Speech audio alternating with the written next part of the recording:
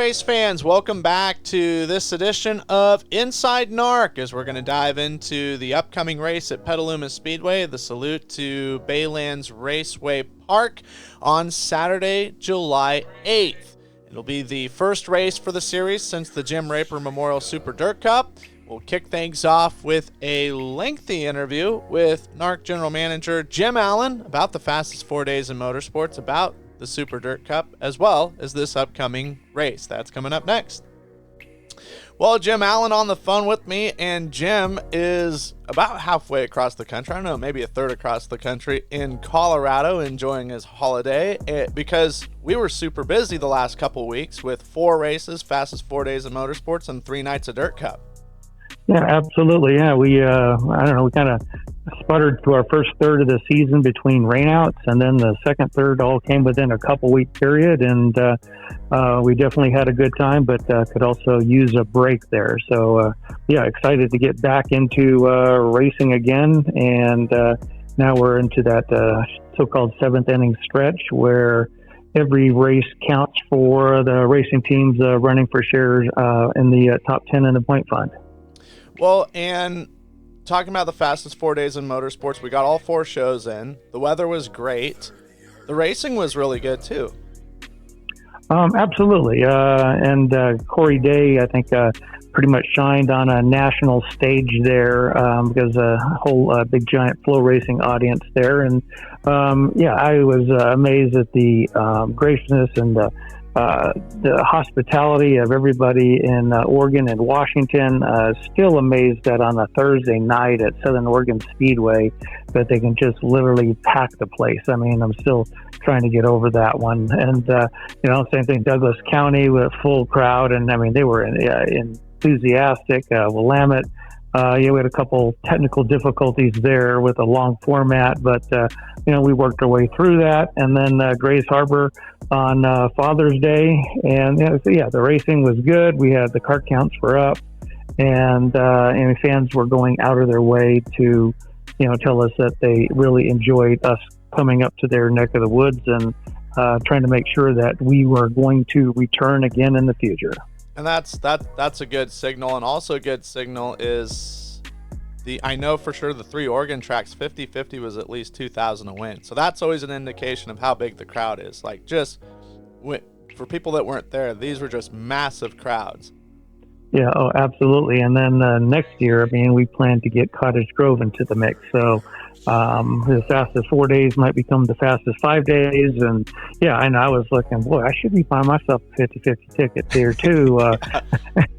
That'll pay for my diesel bill and the Pilot Flying J truck stop there. So that was pretty good. But it was a successful trip. And then we all had a breather.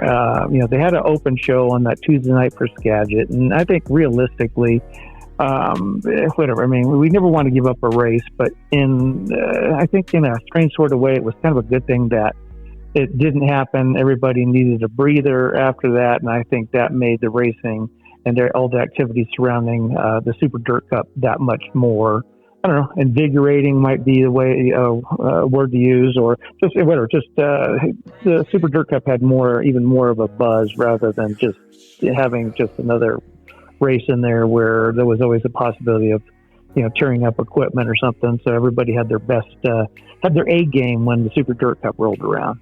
Yeah, and speaking of festivities around Dirt Cup, the primer for it was the inaugural golf tournament, and then they had a pretty fun pre-race party at the Railroad Bar and Grill there.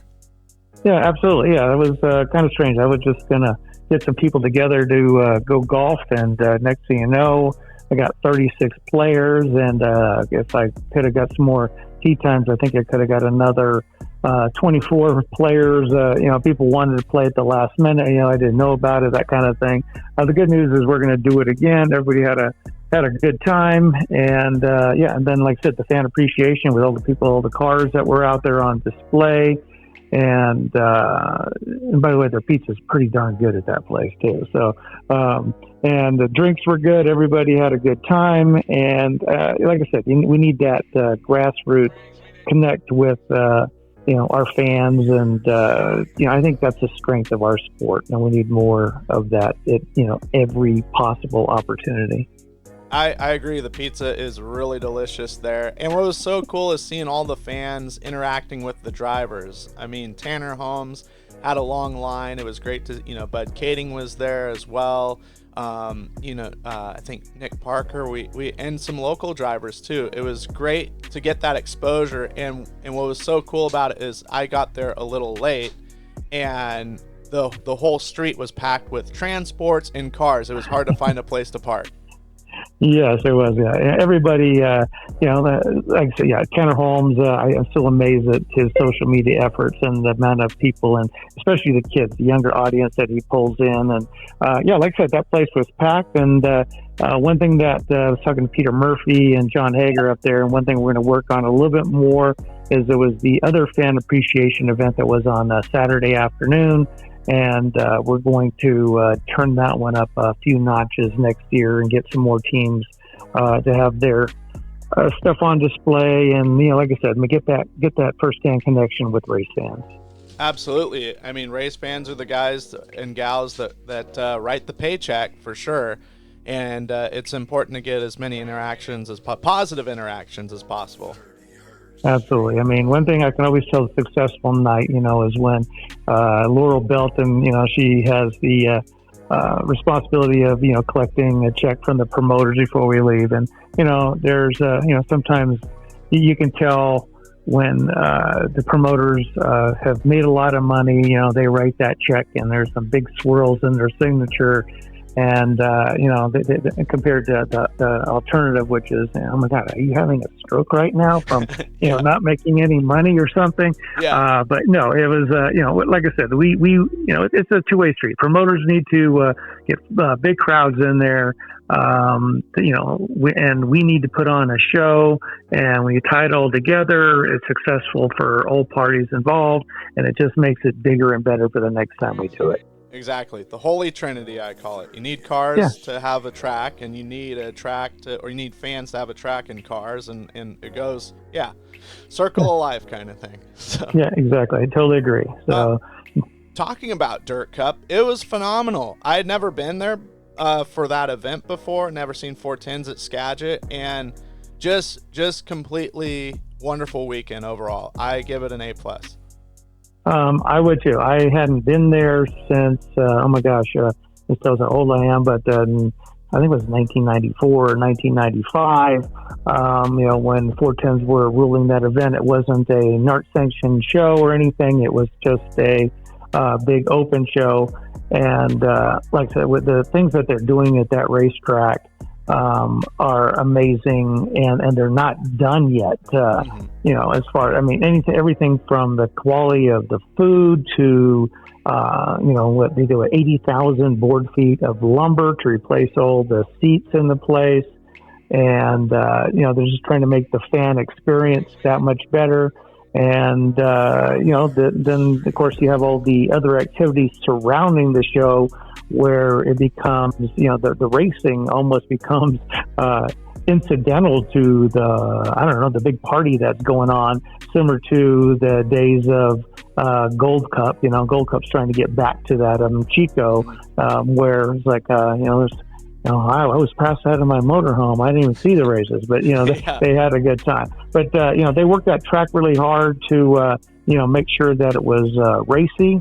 And it was, and like I said, I think there was nobody was complaining when they left there. They got to see the top stars on the West Coast and a few from Australia and Indiana and a few other places, and mission accomplished. And next year will be even bigger and better. So if you're going to go, if you haven't went yet, you need to go.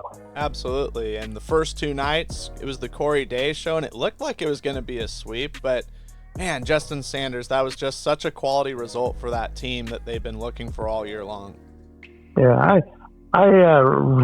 whatever. Justyn Sanders and I have sometimes I feel like I'm a coach for him. Sure. He is a competitor to, competitor squared. I mean, all these guys are, but he has it to a whole new level, and I think he gets down on himself.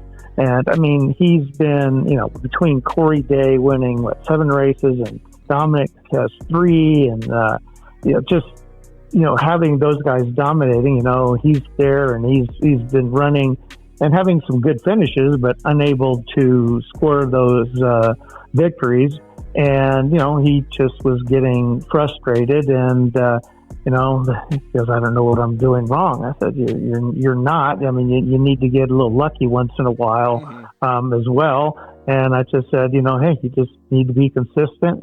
Got to make sure you get enough points." And sure enough, you got that front row starting position. And who would have thought that it was going to be the end of June before Justyn Sanders earned his first NARC win of the season. I mean, normally about this time he's got 3 or 4, and the best thing about it is, between him and Demo Mitri, that's exactly what they needed. I think that's going to Justyn Sanders is not done winning. He's got he'll have several more before the end of the season, and I don't know, it just felt good. The raw emotion coming from him after he won, it was just, over the top. You just stand on the sideline and watch that and go, man, this is just, this is sincere. This is huge for him. And, and he earned it the hard way. And his little victory celebration at the end with the donuts was pretty good as well. Yeah. I mean, and just before he even got out of the car, you could tell how much it meant to the team.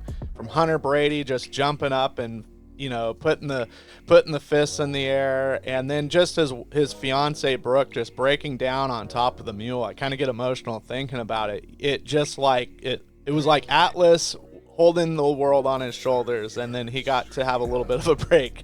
And and Demo Mitri just couldn't really say anything. He was just so choked up, and unbelievable moment.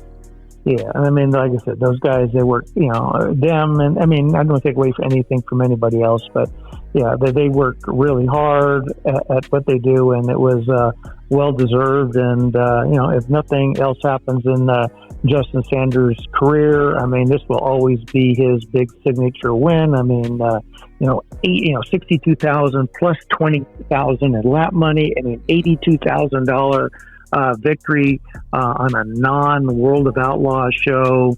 That's absolutely huge, man. He's going to be having some grandkids on his knees 30 years from now, and they're going to be rocking those things and say, "Hey, I won this big race back, in the olden days." So yeah. It's a good thing, and hey, maybe he can go next year and back it up, because something tells me that Kevin Rudeen is going to step it up, and if it was 62 this year, it'll probably be more next year. Sure. And as far as next for the NARC 410 Sprint Car Series is concerned, Petaluma Speedway, I'm really looking forward to this event. Not only does it pay tribute to Baylands Raceway Park, but also it's a newly configured track, and they had a 360 show there, and it raced really, really well. I'm excited to see what the 410s are going to be able to do there. Yeah, I think so too. I mean, he's had it resurfaced a couple times, but I guess this time they, and I don't really know all the details, but this time they actually did the laser scoping to make sure that each turn was exactly the same angle and kind of flatten out, put a little bit of infield berm, and trying to make it racy. I mean, Rick Faith knows that it needs to be racy, or I think race teams kind of sometimes get frustrated, and it's nice to see people win races not from the front row. And we need need groove, and he wants it to sort of groove on the bottom and the top and slick in the middle.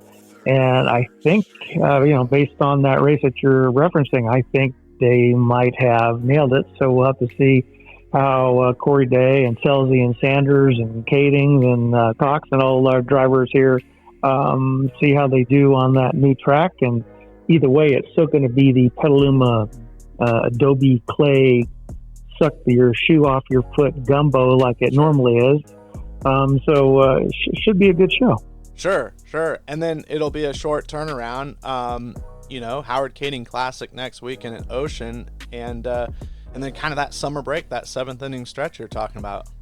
Yeah, and from once we get past the Howard Kaeding, we've only got pretty much one race a month until the end of the season. But let's get into Howard Kaeding a little bit. I mean, Bud Kaeding's working really hard to get sponsors for that event. I mean, he doesn't really want to take any credit for it, but he definitely deserves it because he basically doubles and triples the NARC purse with all the money that he hustles up. Is going to pay $6,900 to win.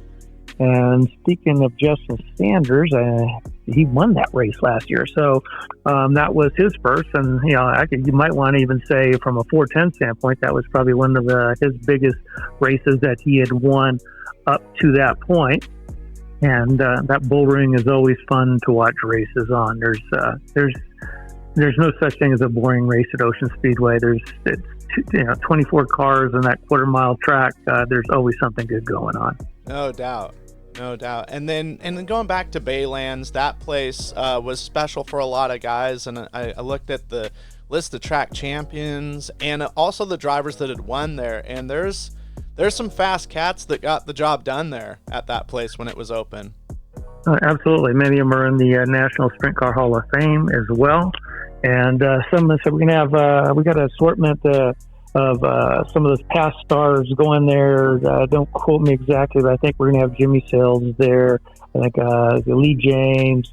I'm drawing a blank on some names, but we're going to have an autograph session there. Dennis Maddish will be there selling his history book on Baylands Raceway Park. And I mean, that was a great facility. If you were a drag racing fan, man, the Fremont drag strip right there was the place to be. And if you were a dirt track fan, man, that was the place when David Vodden was running it. From a promotional standpoint, it was they put on some great shows. I mean, once again, not just racing, but they made events out of everything. And unfortunately, it's sad that like many racetracks, that and San Jose Speedway and all the other tracks that seem to have targets on their back these days, unfortunately it went away. And I think now it's Auto Mall, or I'm not sure what it is, but I don't think I knew it's not a racetrack. Yeah. Well, we appreciate you taking the time. I know that you're on holiday with your family and everything, and we went longer than normal, so hopefully your wife will forgive me. But we had a lot to talk about. I know, it was good. No, it was. We covered some good topics, and whatever. It's a good race. I will be watching it on Flow Racing, and the NARC crew has everything under control, and it'll be good. And hope fans once again, Petaluma this Saturday and the Howard Kaeding next Saturday. So hope to see you there. Andy Forsberg, Saturday night salute to Baylands Raceway Park at Petaluma Speedway. NARC 410s back on the Adobe Clay. Last time you were there, you guys rolled pretty good. You guys got a top 5 finish.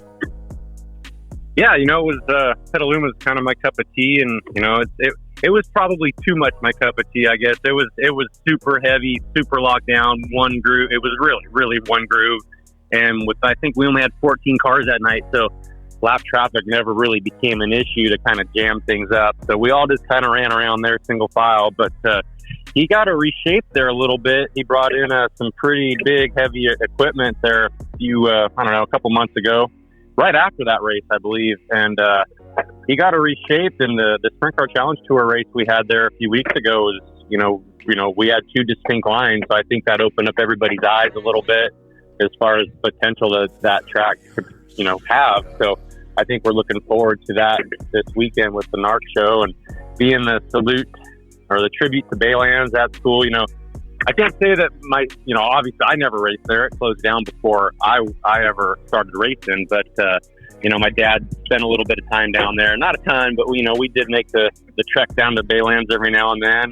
And for Rick and Petaluma to kind of get everybody, all the old Baylands guys there, Sills and Boyd, I think are going to be there, and Paul Cotelli and Lee James. I think we're going to bring my dad's car down just to throw some vintageness to the night and have a good time. The funny thing was, I believe the last salute to Baylands race, it was TK, me, and Bud, and I feel like we were the only 3 guys in that race that probably have ever even attended a race at Baylands. So Sure. it was kind of cool to do that a couple years ago. So hopefully we can one up that. Petaluma is probably one of my better opportunities to win a NARC race. So yeah, we're licking our chops. Let's just say that.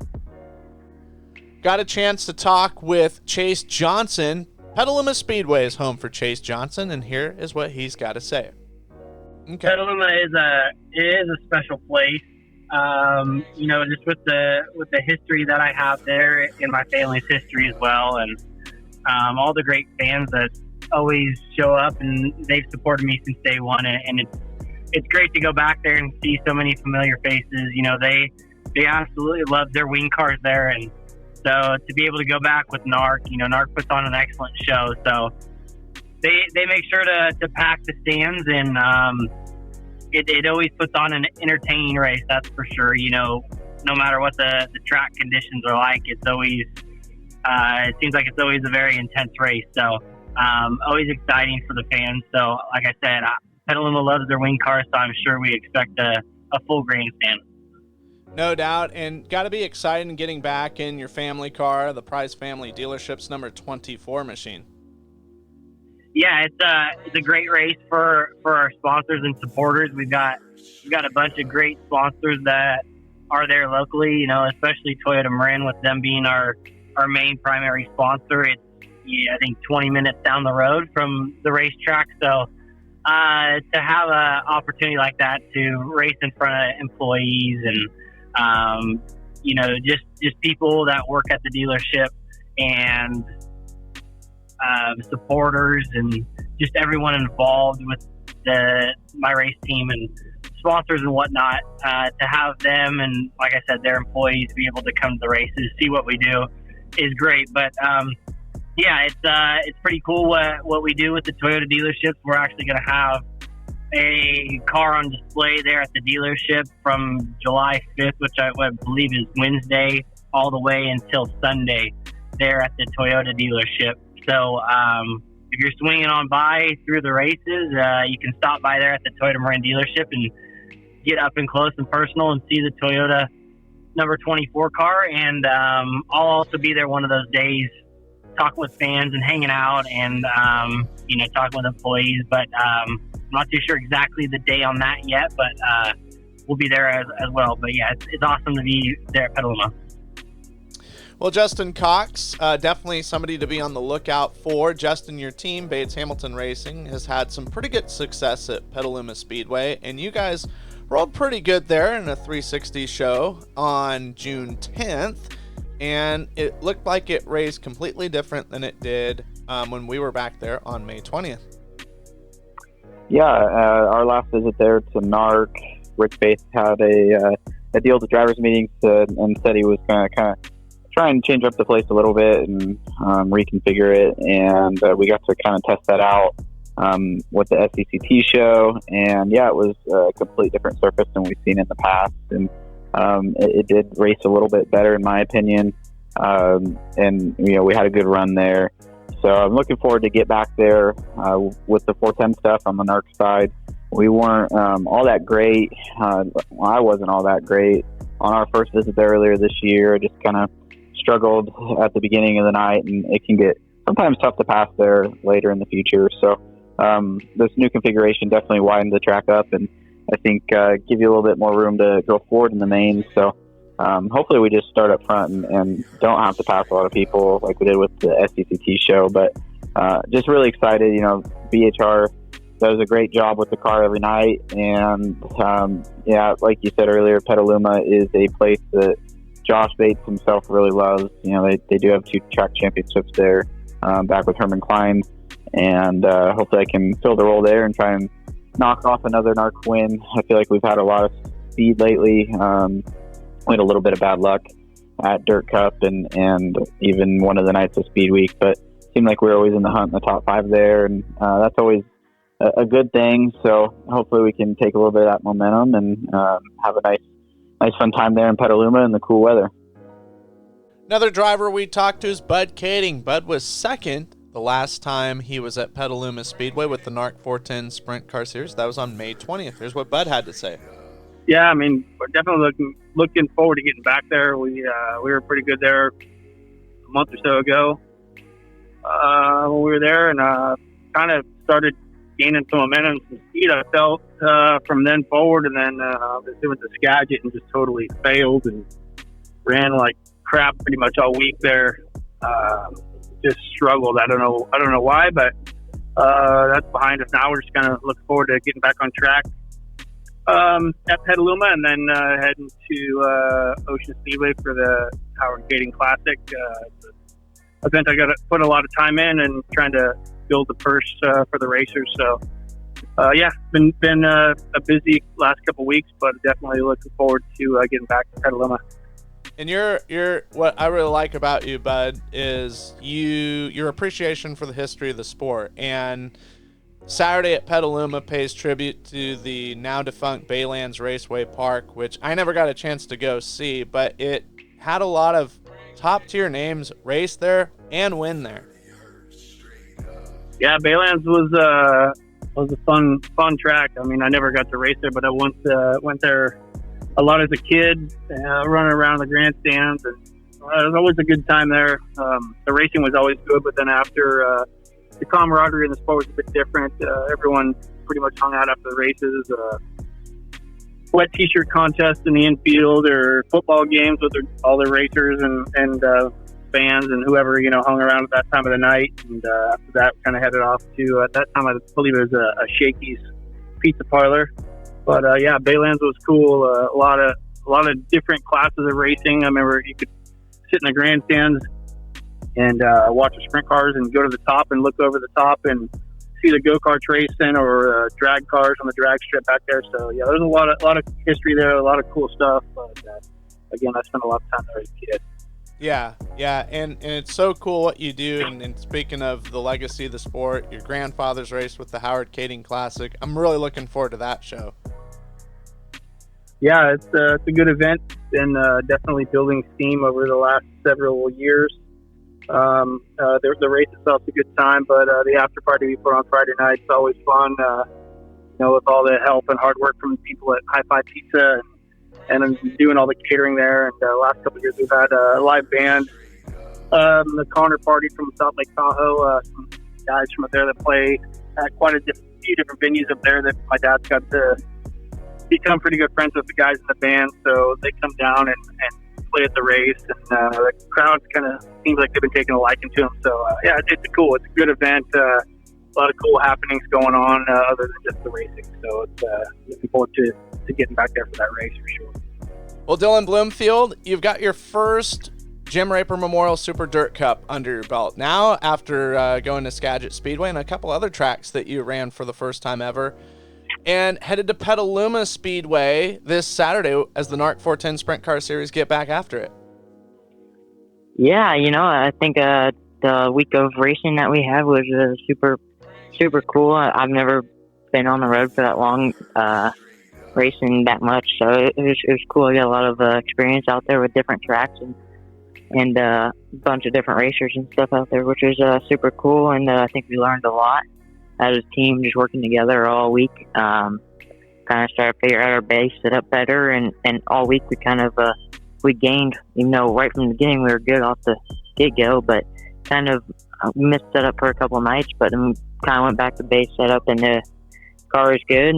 And I think I just got to work on a couple things on just like race technique and stuff like that. But I think we'll be good going in Petaluma. I think my aggression's getting a little bit better now, and yeah. And you've got some track time there since they did the reconfiguration, right? Yeah.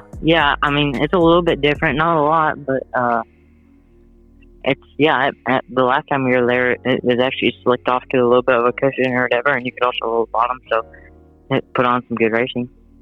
And coming off a podium finish in local 360 action, I was talking to you before the interview. Third place seems to just be your number. You got a number of third places, but I know that that first career NARC 410 win, it definitely seems like it's getting closer and closer.